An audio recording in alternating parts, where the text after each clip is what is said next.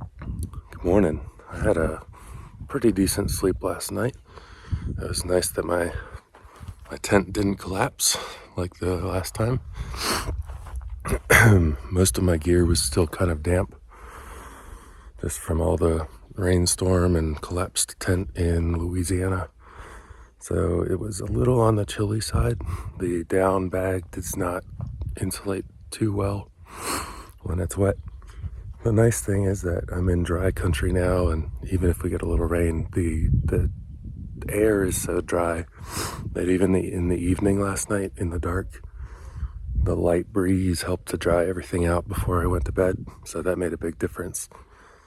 Now I'm gonna pack up camp and carry on. Okie dokie, camp is all packed up, neat and tidy and dry this time, which was a nice change from the last camp. And I found this place called Smoky Bear Restaurant that's nearby, and I'm gonna go get some breakfast there. I've already looked at their menu and I've got a good feeling about it. So I'll see you guys over there.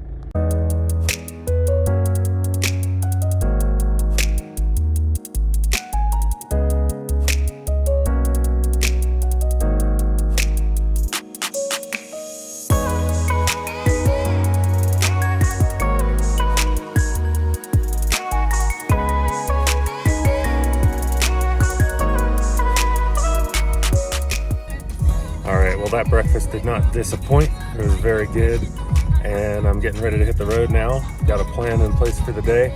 I'm gonna head over to Silver City and stop at the Albertsons grocery store there, and then cut north from that spot up to Gila Hot Springs and camp at Forks Campground, which is National Forest free campground with a vault toilet.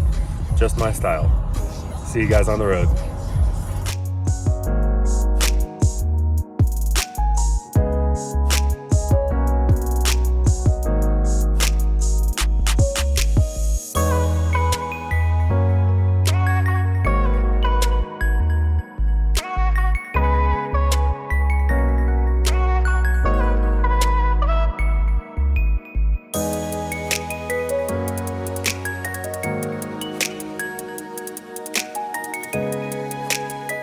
Pulled over to take a little break and fly my drone in this beautiful spot.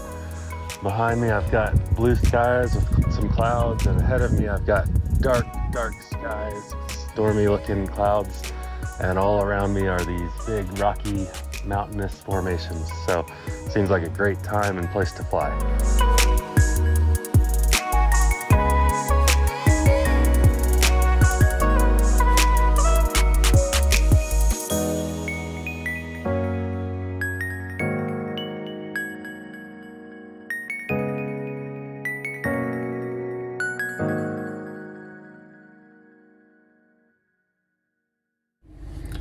All right, well, I made it to Albertsons, picked up some food for camp, and headed toward camp. But I got a little ahead of myself and started driving up this really fun twisty road, which leads to where I'm gonna be. Totally forgot to fill up on gas, which is okay. I've got a little bit of gas left, but not enough to go to camp and then exit camp. So I got to turn around and backtrack a little bit. The good news is it's a fun road. It's a twisty, pine forest filled, pretty empty road. So gonna be a nice little jaunt back to town. All right, well, I feel better now. I've got a full tank of gas. It cost me about 45 minutes, considering both ways, about 22 minutes each way. But that's far less of a trouble than it is running out of gas at the top of a mountain. So onwards and literally East 20th Street, then turn left onto East 20th Street. Onwards and literally upwards is what I was going to say.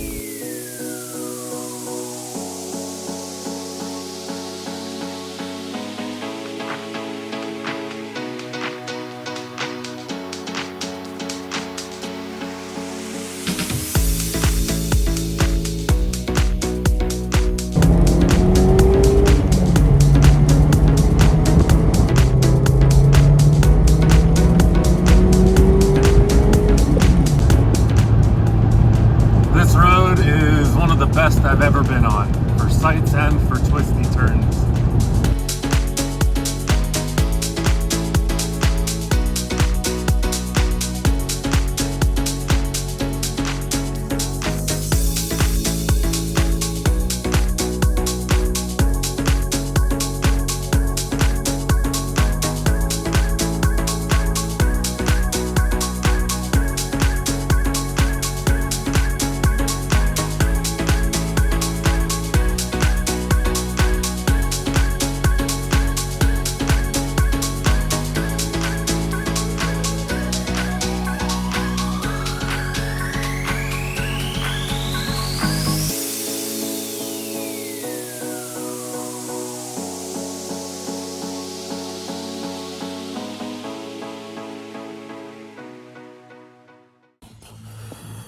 Morning.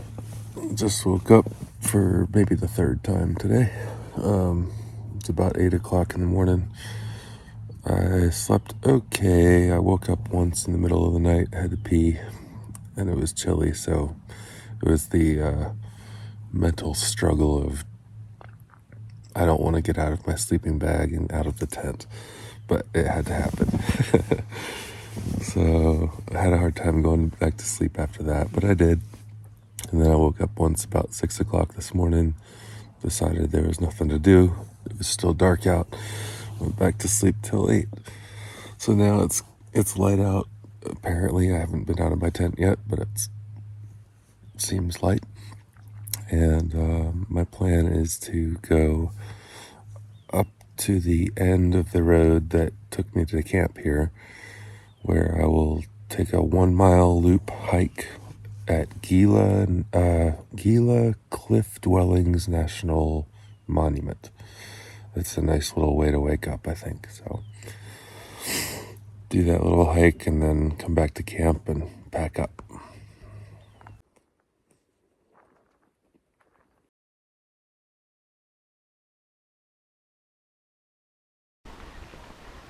Well, that's a disappointment. Cliff Dwellings closed.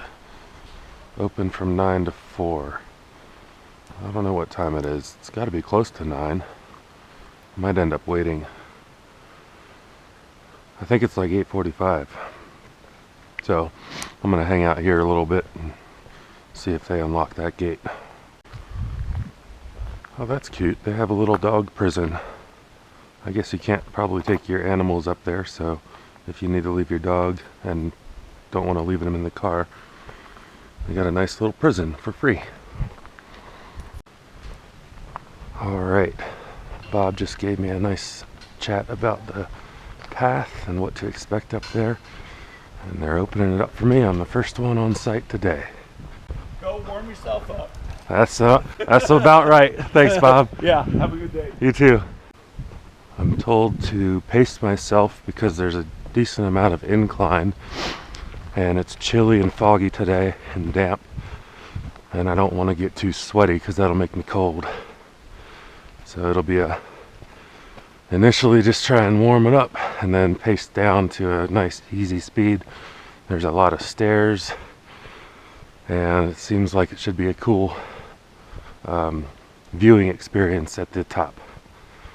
Maybe not for sights as far as seeing distances, but for these caves.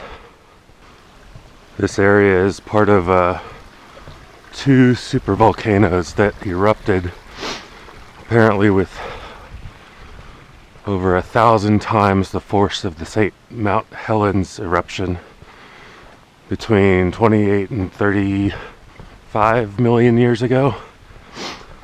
So the geology around here is pretty cool. You know, I love these big, tall rock formations so much. I wish that I weren't afraid of heights and I could be more of a climber, but I still enjoy them from the trail and from the road. Alright, looks like we're about to get to the steep spots. And up ahead in the distance you can see one of the caves that I'm trekking up to. That's wild.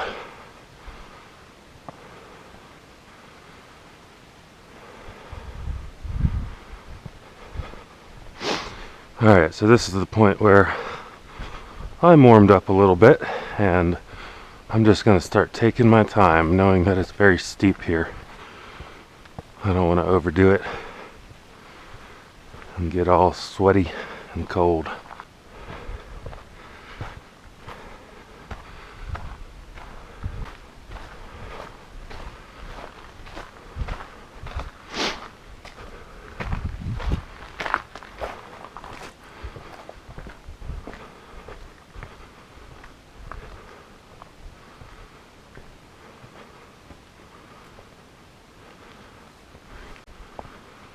Talk about a picturesque place to live. And running water in the valley. Oh wow. That is cool.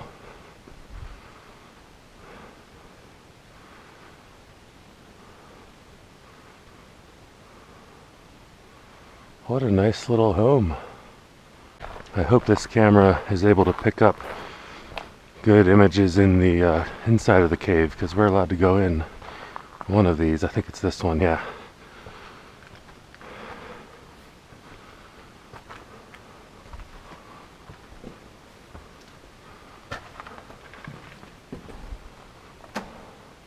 The acoustic difference once you walk in here is just striking.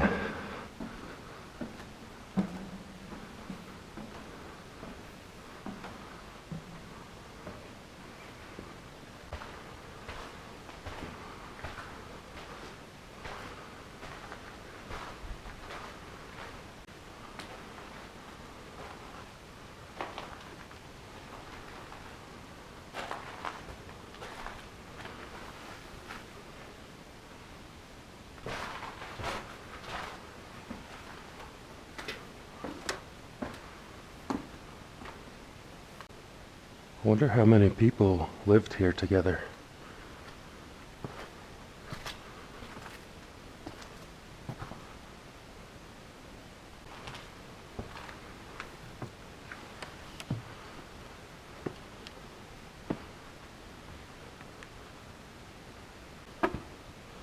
Oh wow, this is what he was telling me about corn cobs. Believe it or not, those are original. Little corn cobs. This was their corn store. That's just wild. Alright, so this is the dead end as far as we can travel inside of the caves. There's supposed to be some pictographs. That might be the red smudge I see, I'm not sure. Let me check the, oh, I see, yeah. I'll use my phone camera to get closer up shots of that.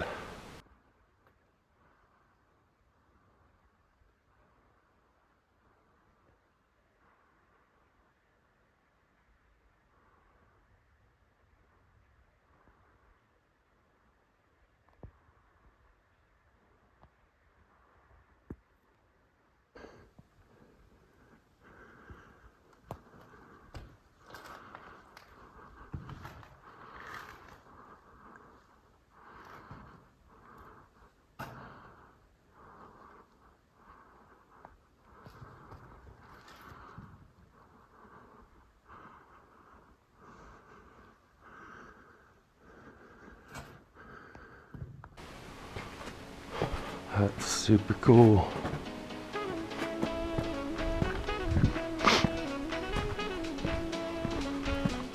Alright, well this hike was definitely worth the effort, which honestly it wasn't even that far. I think it's just a 1 mile loop. It has a decent amount of incline, but that's perfect for me as someone who is out of shape and out of practice working out.